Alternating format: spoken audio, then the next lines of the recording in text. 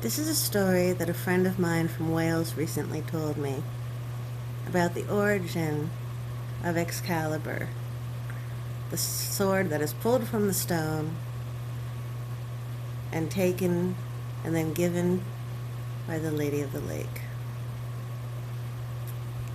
In the Iron Age, the blacksmith had a lot of power. So much power that when your village had one, you sliced his hamstring and made sure he would never leave.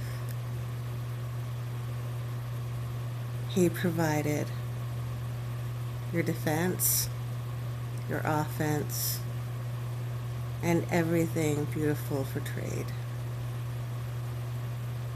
Across England and Scotland and Ireland, over the Channel, all the smiths were working, but they were working with wood, and wood can only burn so hot. Somehow in Wales, their swords were much better.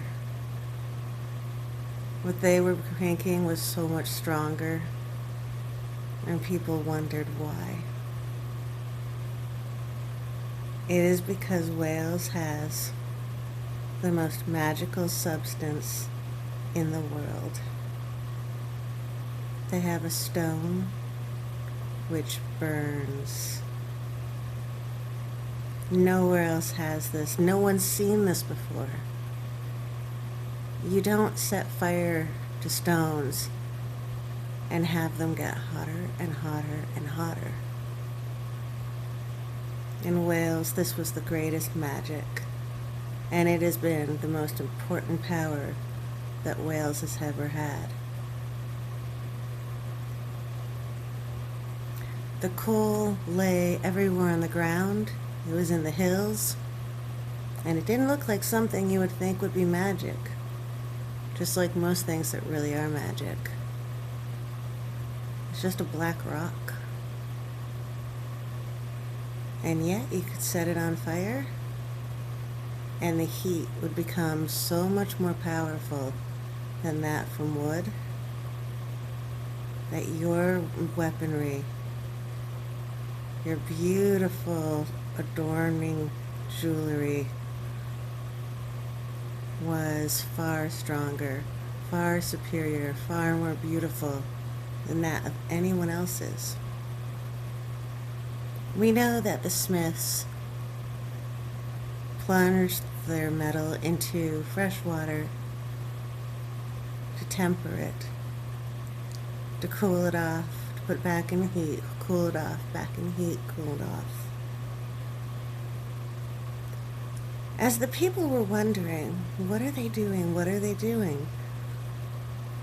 Across the world, but also just in Wales itself, an apprentice boy who wasn't trusted well by the smith yet, knew enough to tell people the wrong thing.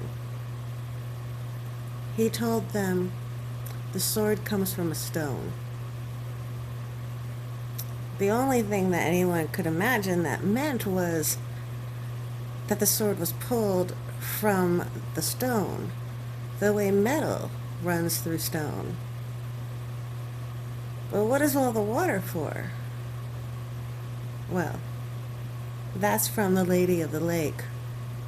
She's the one who hands back the sword. He gives it to her, she hands it back. He gives it to her, she hands it back. Considering that goddesses of the lake, of healing springs, of marshes, of rivers, were so incredibly common, no one doubted that the blacksmith would have a relationship with a certain lady of a lake. Most tribes did. And so this is how we have Excalibur being pulled from the stone and given to the Lady of the Lake for safekeeping, because an apprentice boy got it all wrong.